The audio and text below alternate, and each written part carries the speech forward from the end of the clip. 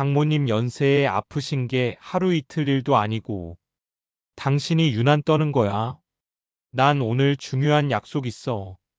여보, 제발 이번엔 정말 달라요. 엄마가 위독하시대요. 제발 같이 가줘요. 무서워서 혼자 못 가겠어. 아니, 당신 아버지 제사라도 돼? 됐어. 당신 혼자 다녀와. 그래, 똑똑히 기억해 둘게. 당신 어머니 장례식 날 내가 오늘 당신이 한 것보다 10배로 갚아줄 테니. 오늘 이야기 시작합니다. 제게 가장 소중했던 엄마의 발인 날 남편은 제 곁에 없었습니다. 그는 바쁜 출장 때문에 함께하지 못했다며 미안해했지만 사실은 낚시터에 가 있었습니다. 며칠 전 동생이 휴대폰을 내밀며 물었죠. 누나, 이거 뭐야? 매형 출장 갔다며. 동생이 보여준 사진에는 낚싯대를 든 채 활짝 웃고 있는 남편의 얼굴이 있었습니다. 사진 속 날짜는 분명 사흘 전 제가 피눈물을 삼키며 엄마의 마지막 길을 배웅하던 바로 그날이었죠. 누나가 만만하니까 그런 거 아니야? 동생의 원망 섞인 목소리가 비수처럼 제 심장에 박혔습니다. 장례식 내내 사위는 어디 갔냐는 친척들의 질문에 죄인처럼 고개를 숙여야 했던 시간들. 마지막 가시는 길까지 사위 얼굴 한 번 못 보고 눈 감았을 우리 엄마의 얼굴이 떠올라 눈물이 멈추지 않았습니다. 그래, 이 치욕을 반드시 10배로 갚아줄 거야. 당신이 뿌린 대로. 엄마의 영정 사진 앞에서 저는 조용히 다짐했습니다. 그 맹세가 벌써 2년 전의 일이지만 그날의 다짐은 단 하루도 아니 단 한순간도 제 가슴 속에서 흐릿해진 적이 없습니다. 제 눈물은 그날 모두 말라붙었고 그 자리에는 차가운 얼음 같은 분노만이 남아 서슬퍼런 칼날이 되어 갔습니다. 남편은 제가 모든 것을 잊은 줄 알겠지요. 여전히 순종적이고 무딘 아내인 줄 알 겁니다. 그는 제가 흘리는 침묵의 의미를 평생 이해하지 못할 겁니다. 그 침묵이 체념이 아닌 가장 완벽한 파멸을 위한 기나긴 준비의 시간이라는 것을. 오늘도 그 준비의 하루가 시작되었습니다. 새벽 4시 옆에서 들려오는 남편의 규칙적인 코 고는 소리는 거대한 시계추처럼 제 시간을 재촉했습니다. 저는 이불이 스치는 소리조차 내지 않으려 조심하며 침대에서 빠져나와 부엌으로 향했습니다. 4월의 새벽 공기는 아직 차가웠고 냉기 어린 부엌 바닥에 첫 발을 내디딜 때마다 온몸에 신경이 곤두서는 것 같았습니다. 하지만 그 차가움이 오히려 흐릿한 정신을 맑게 해주었습니다. 싱크대 위 커다란 유리그릇 안에서 어젯밤부터 불려놓은 약재들이 짙고 탁한 갈색 물을 우려내고 있었습니다. 사흘 전 남편이 웬일로 일찍 퇴근하며 검은 봉지를 식탁 위에 툭 던져 놓았죠. 어머니가 통 입맛이 없으시다네. 내가 큰맘 먹고 시장에서 제일 좋은 걸로만 골라왔으니 당신이 정성껏 좀 다려. 그의 말은 언제나 그렇게 간단 명료했습니다. 내가 사왔으니 당신이 하라는 명령. 그 뒤에 숨겨진 수많은 과정들, 약재를 깨끗이 씻고 밤새 불리고 넘치지 않게 불을 조절하고 몇 시간을 꼬박 부엌에서 서 있어야 하는 고통의 시간들은 모두 그의 언어 밖의 일이었습니다. 온전히 제 몫으로 남겨진 보이지 않는 노동일 뿐이었죠. 저는 가장 큰 솥에 약재와 물을 붓고 가스레인지 위에 올렸습니다. 불을 켜자 얼마 지나지 않아 씁쓸하고 무거운 약재 냄새가 온 집안에 퍼지기 시작했습니다. 그 냄새는 마치 지난 22년의 결혼 생활을 농축해 놓은 것만 같았습니다. 처음에는 그 냄새가 역겨워 헛구역질을 하기도 했지만 이제는 무감각해졌습니다. 아니, 무감각해지기로 마음먹었습니다. 1시간쯤 지났을까 깜빡 졸다가 솥뚜껑에서 새어나온 뜨거운 김에 손등을 대었습니다. 짧은 신음과 함께 찬물에 손을 갖다 댔자 붉은 자국이 선명하게 부어올랐습니다. 쓰라린 통증이 파고들었지만 소리를 낼 수는 없었습니다. 저 소리에 남편이 잠에서 깨기라도 하면 그는 분명 인상을 찌푸리며 조심성 없이 뭘 하는 거냐고 타박할 테니까. 저는 아픈 손을 다른 손으로 감싸주고 다시 솥 앞을 지켰습니다. 남편이 정해준 시간, 정확히 아침 7시까지는 이 지옥 같은 냄새가 나는 보약을 완성해야 했습니다. 6시 50분 드디어 밤새 달인 보약이 한 그릇 가득 우러나왔습니다. 김이 모락모락 피어오르는 그릇을 정성껏 받쳐 들고 식탁 위에 올려놓자마자 거짓말처럼 안방 문이 열리고 남편이 나왔습니다. 그는 마치 제가 보약을 완성하는 시간을 정확히 알고 있기라도 한 듯 언제나 같은 시간에 나타났습니다. 잘 다려진 보약을 훑어보더니 만족스러운 듯 고개를 끄덕이더군요. 냄새 좋네. 수고했어. 어머님 갖다 드려야 하니까 보온병에 잘 좀 담아. 저는 아무 말 없이 찬장에서 가장 깨끗한 보온병을 꺼내 보약을 담았습니다. 제 붉게 부어오른 손등은 그의 시야에 들어오지도 않는 모양이었습니다. 아니 어쩌면 보고도 모른 척하는 것이겠지요. 제 고통이나 노력 따위는 그의 인생에서 중요한 변수가 아니었으니까요. 제가 보온병을 가방에 넣어 건네자 그는 겉옷을 챙겨 입으며 현관으로 향했습니다. 그리고 문을 열기 전 늘 하던 그 말을 잊지 않았습니다. 어머니한테는 내가 밤새 걱정돼서 직접 다렸다고 할 테니까 당신은 아무 말도 하지 마. 괜히 어른 신경 쓰이게 할 거 없어. 알았지? 쾅 현관문이 닫히고 저는 텅 빈 집 안에 홀로 남았습니다. 식탁 위에는 제가 마시기 위해 떠놓은 식어 빠진 보리차 한 잔이 전부였습니다. 밤새 한숨도 못 자 핏발이 선 눈으로 저는 남편이 사라진 현관문을 한참 동안이나 바라보았습니다. 수고했다는 말 한마디에 제 밤샘의 노고가 손등의 흉터가 모두 지워질 수 있을까요? 아니 지워지지 않아. 오히려 제 가슴 속 깊은 곳에 있는 차가운 장부에 하나하나 새겨질 뿐이지. 그날 오후 저는 저녁 찬거리를 사기 위해 동네 시장에 들렀습니다. 시장은 사람들로 북적였고 시끄러운 소음 속에서 잠시나마 머리가 맑아지는 기분이었습니다. 하지만 그 평화는 오래가지 않았습니다. 시장 입구에서 가장 목 좋은 자리에 있는 과일 가게 앞에서 익숙한 목소리가 들려왔기 때문입니다. 동네 어른 몇 분에게 둘러싸여 있는 사람 바로 제 남편 박진태 씨였습니다. 그는 어르신들의 손을 일일이 잡고 허리를 90도로 굽히며 서글서글하게 웃고 있었습니다. 아이고 박서방. 어머님 생각하는 마음이 어쩜 이리 지극해. 아침에도 보니 뜨끈한 보약을 들고 가던데 정말 효자야 효자.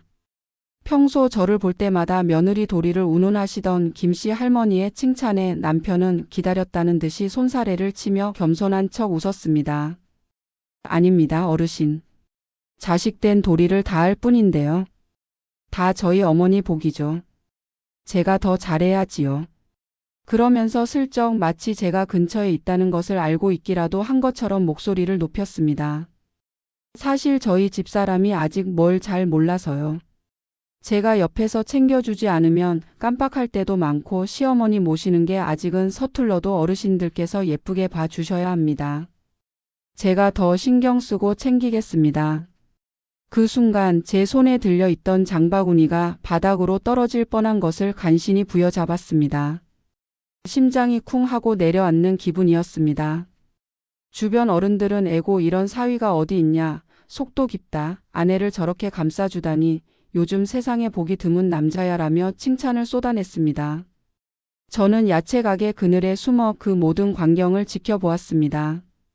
제가 밤새 달인 보약으로 효자 노릇을 하고 사람들 앞에서는 저를 철없고 부족한 아내로 만들며 자신의 인품을 드높이는 남자. 저 사람이 바로 제 남편이었습니다. 저는 아무렇지 않은 척 그들 앞을 조용히 지나쳐 왔습니다. 하지만 등 뒤에서 들려오는 남편의 가식적인 웃음소리와 사람들의 칭찬 소리가 수십 개의 바늘이 되어 제 등을 찔러대는 것 같았습니다. 분노, 억울함, 배신감. 그런 감정들은 이제 사치였습니다. 지난 20년간 수없이 느꼈던 감정들이었으니까요. 이제는 그저 모든 것을 기록하고 기억하고 때를 기다릴 뿐입니다. 그날 밤 남편은 여느 때처럼 술에 취해 들어와 소파에 쓰러져 잠이 들었습니다.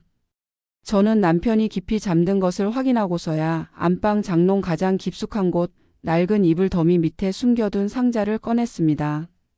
삐걱거리는 낡은 자물쇠를 열자 세월의 흔적이 고스란히 묻어나는 낡은 가계부 3권이 모습을 드러냈습니다.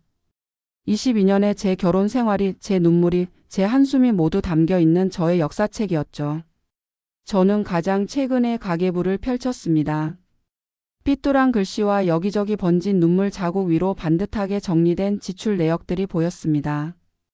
한 장 한 장 넘길 때마다 잊고 싶었던 기억들이 되살아났습니다. 15년 전 5월 시동생 전셋집 보증금. 친정 엄마가 주신 내 결혼 반지 팔아서 보태줌. 5년 전 7월 시누이 남편 보증 잘못 써서 급하다고 하여 병원비 빼서 빌려줌. 3년 전 6월 내 이름으로 대출받아 남편 차 교체. 이 가계부는 단순한 돈의 기록이 아니었습니다. 이것은 제 22년의 인생이었고 남편 박진태의 위선을 증명할 가장 완벽한 증거였습니다. 그리고 언젠가 그의 숨통을 끊어놓을 제가 20년 넘게 갈아온 가장 날카로운 칼날이었습니다.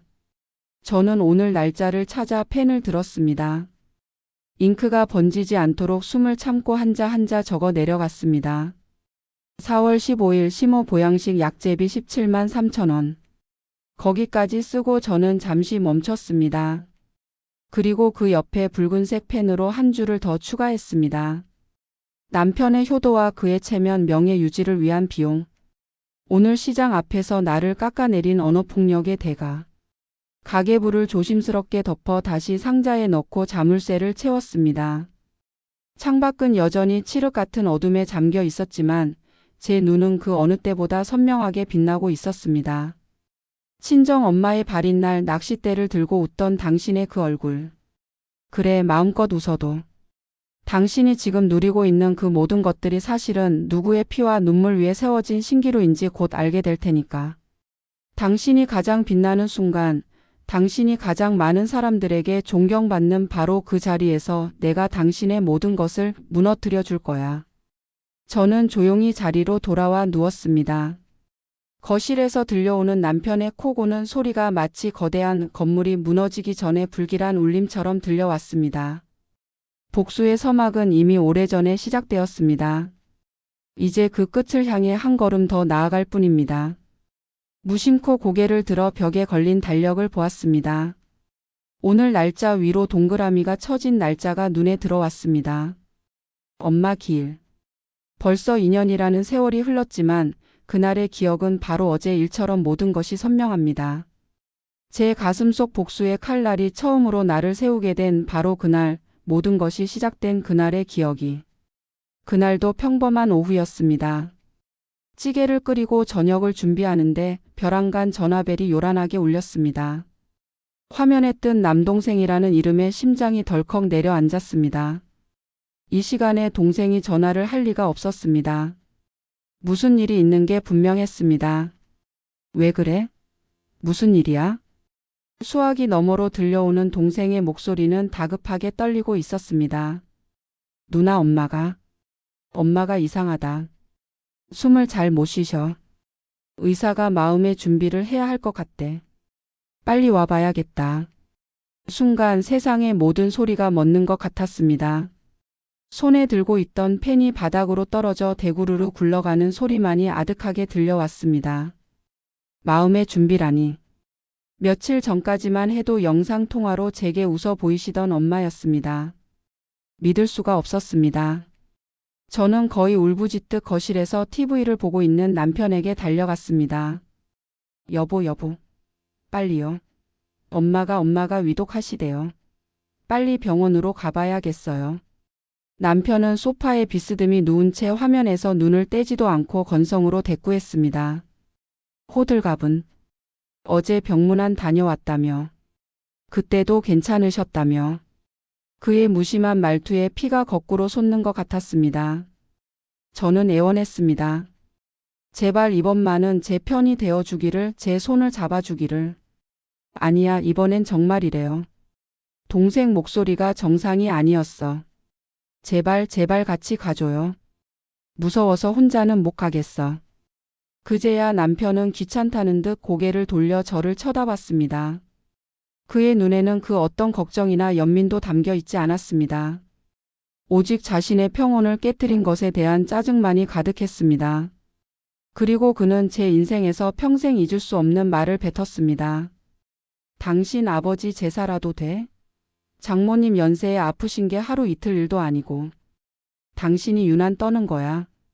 난 오늘 저녁에 중요한 약속 있어. 당신 혼자 다녀와. 유난. 제 엄마가 숨을 거두고 있는데 그게 제게는 유난이었습니다. 저는 그 자리에 얼어붙은 채 아무 말도 할 수 없었습니다. 온몸에 피가 차갑게 식어버리는 기분이었습니다. 지난 22년간 수없이 겪어온 무시와 멸시였지만 이날의 말은 달랐습니다. 제 존재의 근원인 엄마를, 제 슬픔을 송두리째 부정하는 말이었습니다. 저는 더 이상 그에게 아무것도 구걸하지 않았습니다. 대답할 가치조차 없었습니다. 저는 떨리는 손으로 겉옷만 걸친 채 집을 뛰쳐나왔습니다. 택시를 잡아타고 병원으로 향하는 내내 차창 밖의 풍경이 눈물 때문에 일그러져 보였습니다. 왜 나는 이토록 무력한가?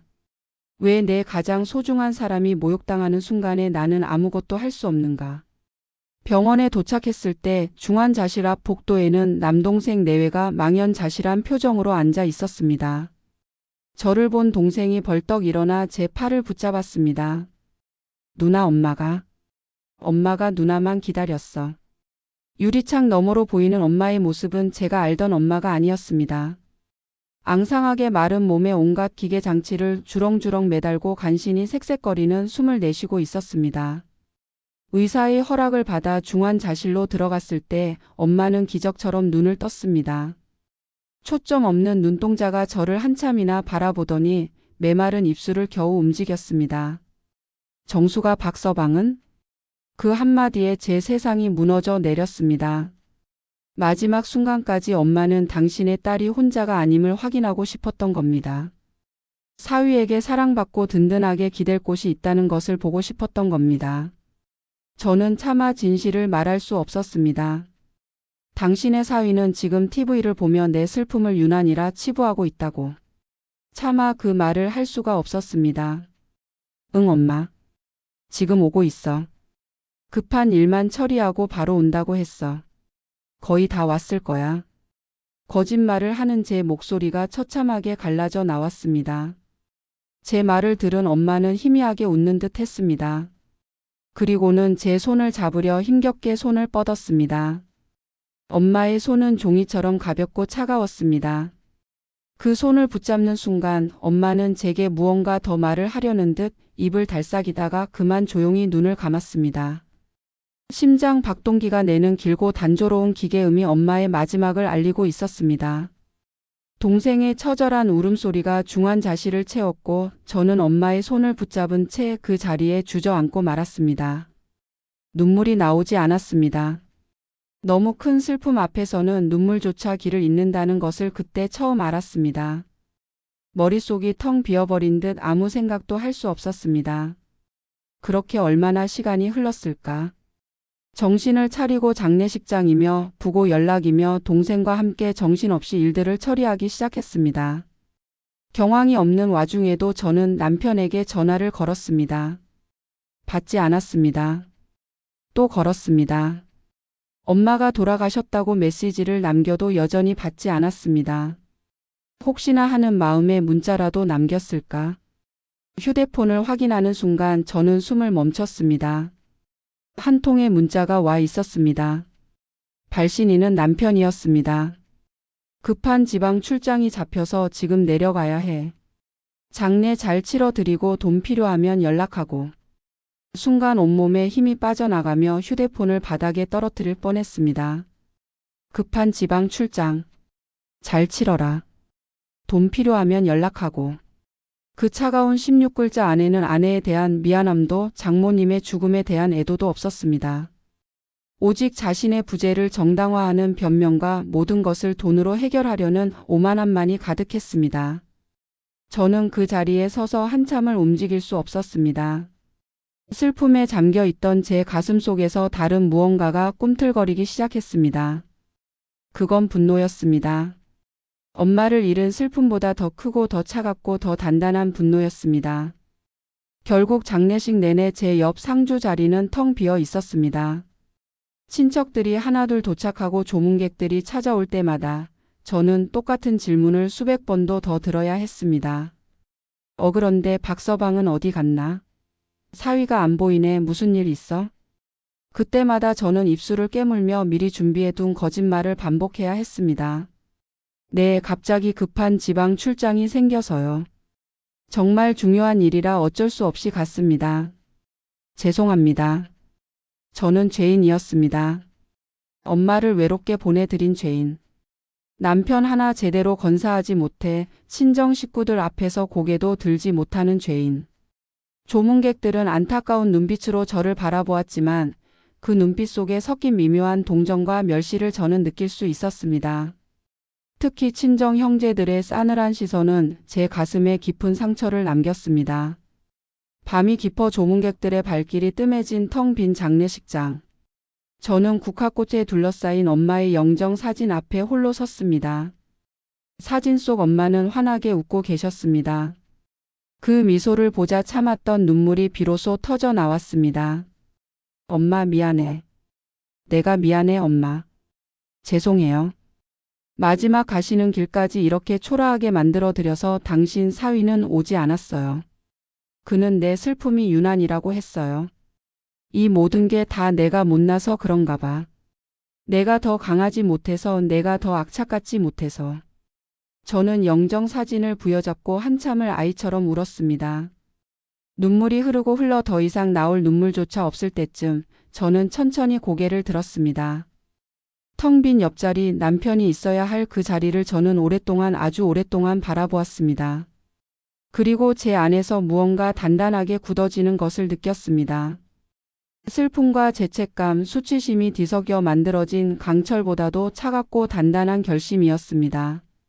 그래, 당신은 오지 않았지. 당신은 내게 이 모든 수모를 안겨주었고 좋아, 똑똑히 기억해 둘게. 오늘 내가 흘린 이 눈물, 내가 받은 이 모멸감, 언젠가 당신 어머니가 돌아가시는 그날, 나는 오늘 당신이 내게 한 것보다 훨씬 더 완벽한 며느리가 되어줄 테니. 그리고 가장 완벽한 그 무대 위에서 당신의 모든 것을 빼앗아 줄게. 텅 빈 장례식장, 하얀 국화꽃 향기 속에서 저의 진짜 복수는 그렇게 시작되고 있었습니다. 장례식의 3일은 마치 3년처럼 길었습니다. 시간은 더디게 흘렀고 공간은 사람들의 한숨과 위로, 그리고 그 속에 숨겨진 가시 돋친 말들로 채워졌습니다. 제 옆자리는 끝까지 비어 있었습니다. 그 텅 빈 공간은 마치 거대한 구멍처럼 장례식장에 있는 모든 사람들의 시선을 빨아들였습니다. 사람들은 제게 위로의 말을 건네면서도 그들의 눈은 어김없이 제 옆에 빈 공간을 향했습니다. 그럴 때마다 저는 바늘방석에 앉은 듯 온몸이 쪼그라드는 기분이었습니다. 특히 저를 힘들게 했던 것은 친정 식구들의 시선이었습니다. 그들은 대놓고 저를 원망하지는 않았지만 그들의 모든 행동과 말투 속에는 날카로운 칼날이 숨어 있었습니다. 형님, 어머님 가시는 길에 사위 얼굴도 못 보고 가셔서 어떡해요. 그래도 이건 너무한 거 아니에요? 올케는 조문객들 앞에서는 제 손을 잡고 위로하는 척했지만 둘만 남게 되면 이렇게 교묘하게 제 가슴을 후벼 팠습니다. 그녀의 눈에는 안타까움이 아닌 그러게 남편 관리 좀 잘하지 그랬냐는 식의 비웃음이 서려 있었습니다. 남동생은 더했습니다. 그는 장례 비용이며 절차며 모든 것을 저와 상의하면서도 사사건건 짜증을 냈습니다. 매영한테는 연락해봤어? 도대체 언제 온대? 아무리 급한 출장이라도 그렇지 장인 장모가 둘이야? 우리 집안을 얼마나 우습게 알면 이럴 수가 있냐고. 그의 분노는 당연했습니다. 하지만 그 화살은 정작 매영이 아닌 힘없는 누나인 제게로 향했습니다. 마치 제가 남편의 부재에 대한 모든 책임을 져야 하는 사람인 것처럼 말입니다. 저는 그들의 원망을 묵묵히 받아낼 수밖에 없었습니다. 제가 무슨 말을 할 수 있었을까요? 사실 당신들의 매형은 내 슬픔을 유난이라 했고 지금 어디서 뭘 하는지 나도 모른다고. 그렇게 말해봤자 결국 돌아오는 것은 넌 그것도 모르냐는 타박과 동정뿐일 테니까요. 사무제를 지내기 바로 전날 저는 동생을 따로 만났습니다. 동생은 그동안 내내 참아왔던 분노를 터뜨렸습니다. 누나, 정말 이대로 둘 거야? 매형 저렇게 뻔뻔하게 나오는데 가만히 있을 거냐고. 내가 당장 전화해서. 저는 말없이 동생의 팔을 잡았습니다. 그리고 그의 눈을 똑바로 쳐다보며 나지막하지만 단호한 목소리로 말했습니다. 아니, 가만히 있지 않을 거야. 제 눈빛에서 무언가 다른 결심을 읽었는지 동생은 말을 멈추고 저를 바라보았습니다. 성철아, 나 생각이 있어. 그냥 감정적으로 화내고 싸워서 끝낼 일이 아니야.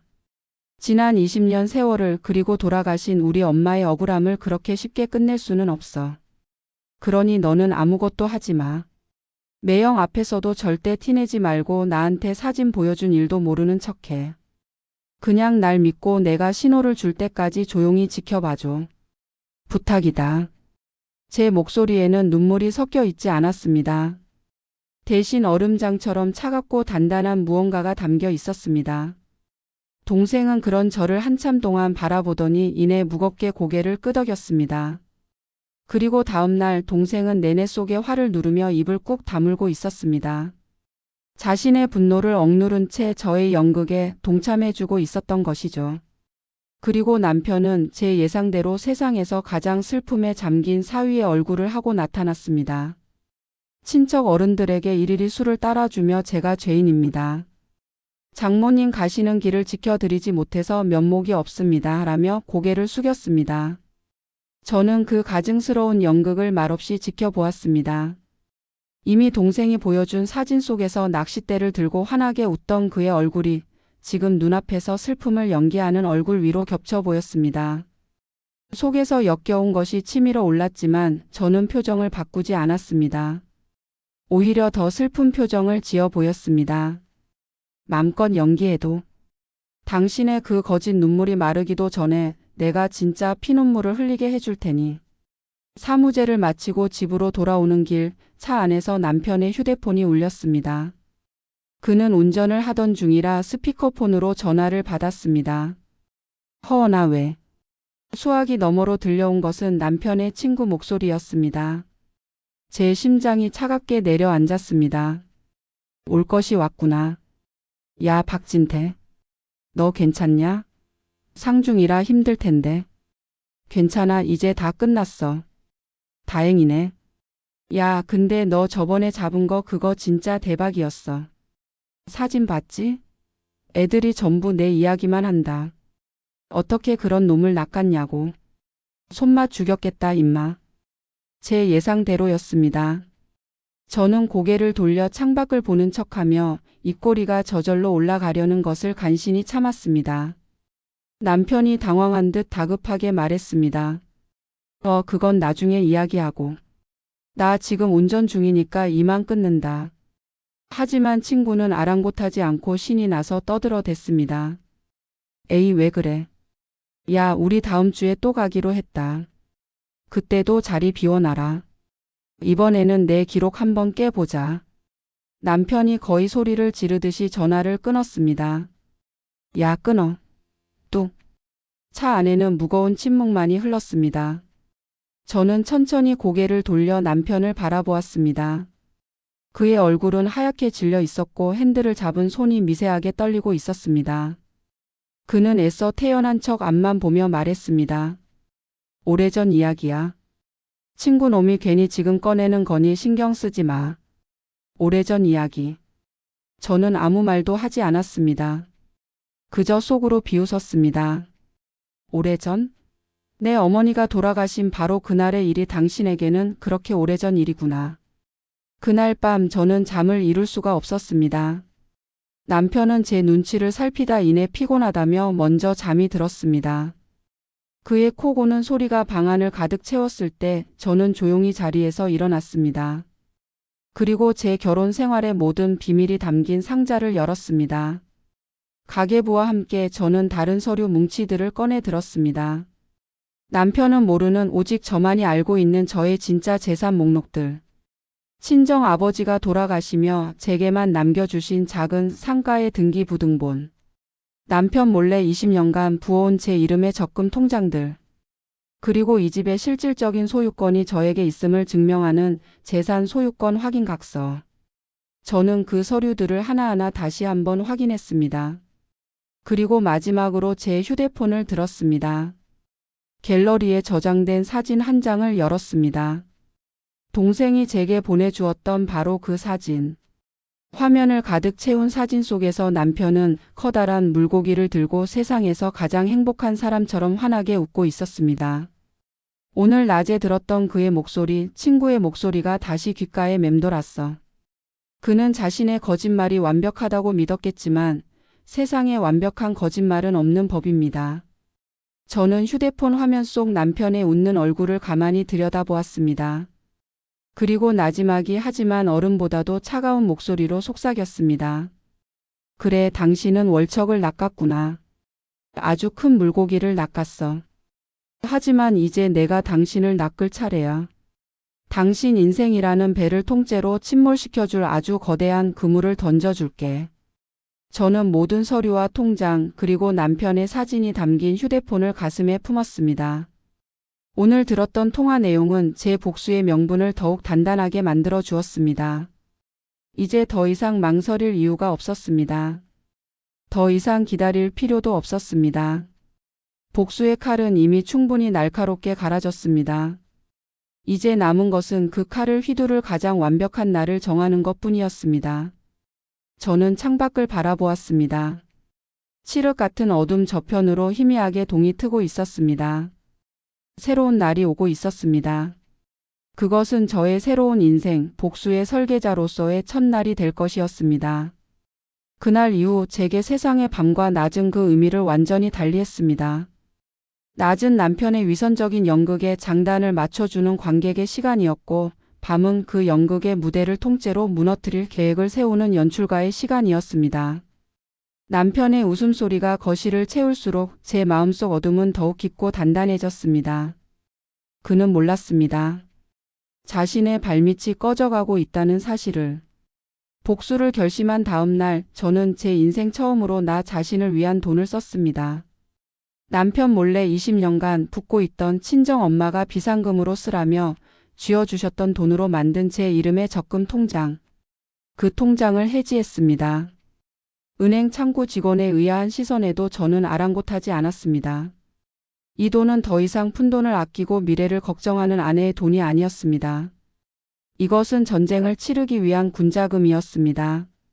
저는 이전보다 훨씬 더 완벽한 아내를 연기하기 시작했습니다.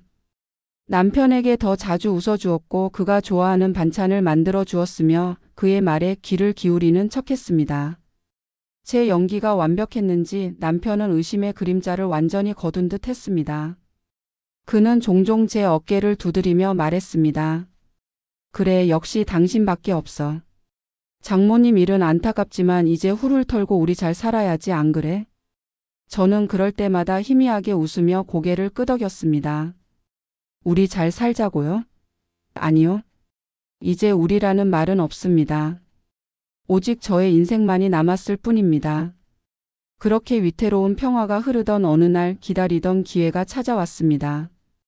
아니, 어쩌면 하늘이 제게 복수를 할 마지막 무대를 마련해 준 것인지도 몰랐습니다. 시어머니의 병세가 급격히 악화된 것입니다. 평소에도 지병으로 병원 신세를 지는 날이 많았던 시어머니였습니다. 하지만 그날은 달랐습니다. 새벽녘에 시누이에게서 걸려온 전화는 히스테릭한 울음으로 가득 차 있었습니다. 언니, 엄마가 이상해. 숨을 잘 못 쉬셔. 빨리 와봐. 남편은 잠옷바람으로 뛰쳐나가며 제게 소리쳤습니다. 당신은 빨리 짐 챙겨서 병원으로 와. 어머니 입원해야 할지도 몰라. 그는 2년 전 제 어머니가 위독하다는 소식을 들었을 때와는 전혀 다른 사람이 되어 있었습니다. 그때 유난 떤다며 저를 혼자 보냈던 그 남자는 없었습니다. 제 어머니의 일 앞에서는 세상 누구보다 절박하고 다급한 아들만이 있을 뿐이었습니다. 저는 그 이중적인 모습에 속으로 냉소를 보냈지만 겉으로는 누구보다 걱정스러운 표정을 지으며 서둘러 짐을 챙겼습니다. 병원에 도착했을 때 응급실은 아수라장이었습니다. 남편과 시누이는 의사를 붙들고 울며 불며 매달리고 있었고 시어머니는 산소호흡기에 의지한 채 가쁜 숨을 몰아쉬고 있었습니다. 검사 결과는 절망적이었습니다. 폐렴이 급성으로 악화되어 폐혈증으로 번졌고 의사는 조심스럽게 마음의 준비를 하라고 말했습니다. 그 순간 남편은 어린아이처럼 주저앉아 통곡했습니다. 어머니. 이러시면 안 돼요. 제가 불효자라 제가 더 잘해드렸어야 했는데. 저는 울고 있는 남편의 등을 조용히 토닥여 주었습니다. 그리고 시어머니의 병실을 잡고 입원 수속을 하고 필요한 물품들을 챙기는 모든 일을 도맡아 처리했습니다. 경황이 없는 남편과 시누이를 대신해 저는 단 한순간도 흐트러짐 없이 모든 상황을 정리했습니다. 그들은 그런 제 모습에 의지하며 고마워했지만 그들은 몰랐습니다. 제 머릿속은 지금 이 상황을 어떻게 저의 복수에 가장 유리하게 이용할 수 있을지에 대한 계산으로 빠르게 돌아가고 있다는 것을 말입니다. 그날부터 저의 극진한 간병 연기가 시작되었습니다. 저는 병실 한쪽에 놓인 작은 간이 침대에서 쪽잠을 자며 밤낮으로 시어머니 곁을 지켰습니다. 대소변을 받아내는 것은 물론 욕창이 생기지 않도록 2시간마다 한 번씩 몸을 돌려 눕혀드리고 미음 한 숟가락이라도 더 드시게 하려고 애를 썼습니다. 시어머니의 장례식은 제 계획대로 이 동네에서 가장 크고 성대하게 치러졌습니다. 가장 비싼 수의를 입혀드렸고 영정사진 주변은 빈틈이 보이지 않을 정도로 하얀 국화꽃으로 가득 채웠습니다. 장례식장 역시 가장 큰 특실로 잡았습니다. 남편의 체면, 그가 평생 목숨처럼 여겨온 그 허울뿐인 명예를 위해 저는 아낌없이 돈을 썼습니다. 장례식 내내 남편은 세상에서 가장 슬픈 아들의 얼굴을 하고 있었습니다. 그는 퉁퉁 부은 눈으로 조문객들을 맞았고 목이 맨 목소리로 저희 어머니 좋은 곳으로 가시도록 기도해 주십시오라며 허리를 숙였습니다. 그 모습을 보는 사람들은 모두 혀를 차며 감탄했습니다. 저렇게 지극한 효자가 또 있을까? 어머니 가시고 저렇게 상심이 크니 보는 사람이 다 마음이 아프네. 박서방은 정말 속이 깊어. 저런 아들이 있어야 하는데. 저는 상주석 한쪽에서 묵묵히 조문객들의 절을 받으며 그 모든 광경을 지켜보았습니다. 제 남편 박진태 씨는 타고난 배우였습니다. 그의 슬픔에는 단 한 톨의 진심도 섞여 있지 않다는 것을 저만 알고 있었습니다. 그는 지금 슬픔에 잠긴 것이 아니었습니다. 수많은 사람들의 동정과 위로 그리고 효자라는 찬사 속에서 자신의 존재, 가치를 확인하며 희열을 느끼고 있을 뿐이었습니다. 저는 그런 그를 완벽하게 보조했습니다. 조문객들에게 일일이 음식을 날랐고 밤을 새우며 텅 빈 장례식장을 지켰습니다. 며칠 밤을 새운 사람처럼 일부러 초췌한 얼굴을 하고 핏발선 눈으로 남편의 곁을 지켰습니다. 3일간의 장례가 끝나고 발인 날이 밝았습니다. 수십 명의 조문객들이 지켜보는 가운데 남편은 어머니의 영정 사진을 들고 앞장섰습니다. 금방이라도 쓰러질 것처럼 비틀거리는 그의 걸음걸이는 그가 얼마나 슬픔에 잠겨 있는지를 보여주는 완벽한 연기였습니다. 모든 장례 절차를 마치고 온 가족과 가까운 친척들이 장례식장 한쪽에 마련된 방에 둘러앉았습니다. 사무제 날짜를 정하고 장례 기간 동안 고생한 서로를 위로하는 자리였습니다. 그리고 가장 중요한 절차가 남아 있었습니다. 바로 조의금을 정산하는 것이었습니다. 시동생이 커다란 가방을 테이블 위에 올려놓았습니다. 가방 안에는 3일 동안 들어온 조의금이 가득 담겨 있었습니다. 친척들의 눈이 일제히 그 가방으로 쏠렸습니다. 다들 입으로는 아이고 무슨 돈이 이렇게 많이 들어왔나. 다 박서방이 인덕이 좋아서 그런 거지라고 말했지만 그들의 눈빛은 탐욕으로 번들거리고 있었습니다. 남편은 슬픔이 가시지 않은 표정으로 하지만 내심 만족스러운 얼굴로 헛기침을 하며 말했습니다. 다들 고생 많으셨습니다. 이 돈은 어머니 이름으로 들어온 돈이니 우선 장례 치르느라 들어간 비용부터 제하고 남는 건 형제들끼리 똑같이 나누도록 하지요. 그의 말에 시누이와 시동생 내외의 얼굴에 화색이 도는 것이 보였습니다. 그들은 기다렸다는 듯이 가방을 열고 돈을 떼기 시작했습니다. 5만 원권, 만 원권 지폐가 테이블 위에 수북이 쌓여갔습니다. 방 안에는 돈 세는 소리와 누가 얼마를 냈는지 이름을 확인하는 수군거림만이 가득했습니다. 그 누구도 저를 신경 쓰지 않았습니다. 저는 그저 그 자리에 없는 사람처럼 혹은 당연히 그 돈에 대한 권리가 없는 사람처럼 투명 인간 취급을 당하고 있었습니다. 모두가 돈에 정신이 팔려 있을 때 저는 조용히 자리에서 일어났습니다. 그리고 제 가방으로 다가가 차 변호사가 준비해 준 완벽한 서류와 함께 그 안에 들어있던 두툼한 서류 뭉치를 꺼내 들었습니다. 저는 다시 자리로 돌아와 모두의 시선이 집중된 테이블 한가운데를 향해 나지막이 하지만 방 안에 모든 사람이 들을 수 있을 만큼 또렷한 목소리로 말했습니다. 그 돈은 잠시 그대로 두세요. 제 목소리에 돈을 세던 시동생의 손이 멈칫했습니다. 시끄럽던 방 안에 순간 정적이 흘렀습니다. 모두의 시선이 제게로 향했습니다. 남편이 의아하다는 표정으로 저를 보며 물었습니다. 당신 왜 그래? 무슨 할 말이라도 있어? 저는 남편의 눈을 똑바로 쳐다보며 희미하게 웃었습니다. 그것은 지난 시간 동안 그가 단 한 번도 본 적 없는 차갑고 서늘한 미소였습니다. 네, 할 말이 있어요. 그 조의금 정산하기 전에 우리가 먼저 계산해야 할 것들이 좀 있는 것 같아서요. 저는 그렇게 말하며 손에 들고 있던 두툼한 서류 뭉치를 테이블 위에 탁 소리가 나게 내려놓았습니다. 묵직한 소리가 방안을 울렸고 친척들의 시선은 일제히 그 정체 모를 서류 뭉치로 향했습니다. 글쎄요, 이게 뭘까요? 저의 마지막 연극 그 하이라이트의 막이 마침내 올랐습니다. 오늘 우리는 한 여성의 기나긴 침묵과 그 침묵 끝에 찾아온 처절한 복수의 이야기를 따라왔습니다. 친정어머니의 마지막 순간을 함께하지 못했던 딸의 깊은 슬픔과 그 슬픔을 외면하고 자신의 즐거움을 쫓았던 남편의 냉혹함. 그날 이후 그녀의 삶은 얼음처럼 차가운 분노와 복수심으로 얼어붙었습니다. 22년간 헌신했던 결혼 생활, 시댁 식구들을 위해 묵묵히 감내했던 수많은 희생들. 그녀의 가계부에는 돈의 액수뿐만 아니라 그녀의 눈물과 한숨 그리고 억눌러왔던 감정들이 고스란히 기록되어 있었습니다. 남편의 위선적인 효도 뒤에는 아내의 뼈를 깎는 노력이 있었고 그의 번듯한 사회생활 뒤에는 그녀의 헌신적인 뒷받침이 있었습니다.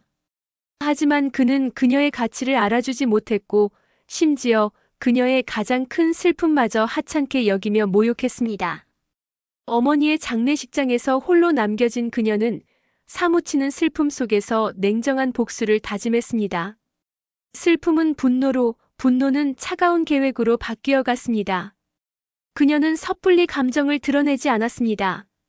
오랜 시간 동안 칼날을 갈고 닦듯 남편의 약점을 파악하고 복수의 순간을 기다렸습니다. 그리고 마침내 시어머니의 장례식이라는 가장 완벽한 무대가 그녀에게 주어졌습니다.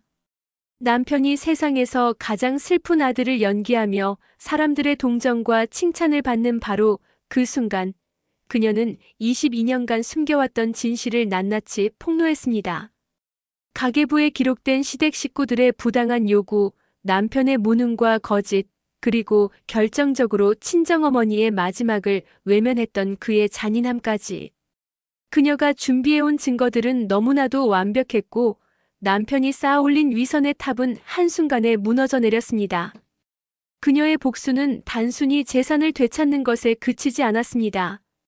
그것은 남편의 사회적 명예를 실추시키고 그의 인간적인 가치를 바닥으로 끌어내리는 처절한 응징이었습니다. 겉으로는 번듯한 효자인 척했지만 속으로는 자신의 이익만을 좇았던 그의 추악한 민낯이 만천하에 드러난 것입니다. 결국 남편은 모든 것을 잃었습니다.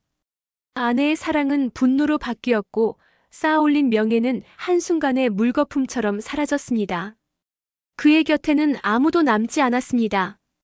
반면 그녀는 22년간의 굴레를 벗어나 비로소 진정한 자유를 얻었습니다. 복수는 그녀에게 새로운 시작을 위한 용기를 주었고 그녀는 오롯이 자신만을 위한 삶을 살아가기 시작했습니다. 이 이야기는 우리에게 깊은 질문을 던집니다. 과연 진정한 행복은 어디에서 오는 것일까요? 겉으로 보이는 화려함과 타인의 인정이 전부일까요? 아니면 자신의 내면의 목소리에 귀 기울이고 진실된 관계를 맺으며 살아가는 것이 더 중요할까요? 남편은 겉으로 보이는 체면과 명예를 좇았지만 결국 모든 것을 잃고 고독 속에 남겨졌습니다. 반면 아내는 오랜 고통의 시간을 견뎌내고 자신의 존엄성을 되찾았습니다. 그녀의 복수는 차가웠지만 그 뒤에는 스스로를 지키고자 했던 간절한 외침이 담겨 있었습니다. 어쩌면 우리 사회는 겉으로 보이는 모습에 너무 쉽게 현혹되는지도 모릅니다. 타인의 시선에 갇혀 진실을 외면하고 가면을 쓴 채 살아가는 사람들에게 박수를 보내기도 합니다. 하지만 진정으로 가치 있는 것은 겉모습이 아닌 내면의 진실함과 인간적인 연대일 것입니다. 이 이야기를 통해 우리는 관계 속에서 서로를 존중하고 이해하는 것의 중요성을 다시 한번 깨닫게 됩니다. 한쪽의 희생만을 강요하는 불균형한 관계는 결국 파국을 맞이할 수밖에 없습니다. 진정한 사랑과 행복은 서로에게 진실하고 어려움을 함께 극복하며 존중과 배려를 바탕으로 쌓아 올려가는 것입니다. 마지막으로 이 이야기는 침묵의 의미에 대해 다시 한번 생각하게 합니다. 때로는 침묵이 분노를 키우고 더 큰 비극을 불러올 수도 있습니다. 물론 모든 침묵이 부정적인 것은 아닙니다. 깊은 생각과 성찰을 위한 시간이 될 수도 있습니다. 하지만 부당함과 고통 앞에서 침묵하는 것은 스스로를 더욱 힘들게 만드는 결과를 초래할 수 있습니다. 자신의 목소리를 내고 부당함에 맞서 싸우는 용기가 때로는 우리 자신을 지키는 가장 강력한 무기가 될 수 있다는 것을 기억해야 합니다. 오늘 이야기가 여러분에게 깊은 울림을 주고 삶의 다양한 관계 속에서 진정한 가치를 되돌아보는 계기가 되기를 바랍니다. 그녀의 용기와 지혜가 혹시 지금 힘든 시간을 보내고 있을 누군가에게 작은 위로와 희망이 될 수 있기를 바라며 오늘 이야기는 여기서 마무리하겠습니다. 시청해주셔서 감사합니다.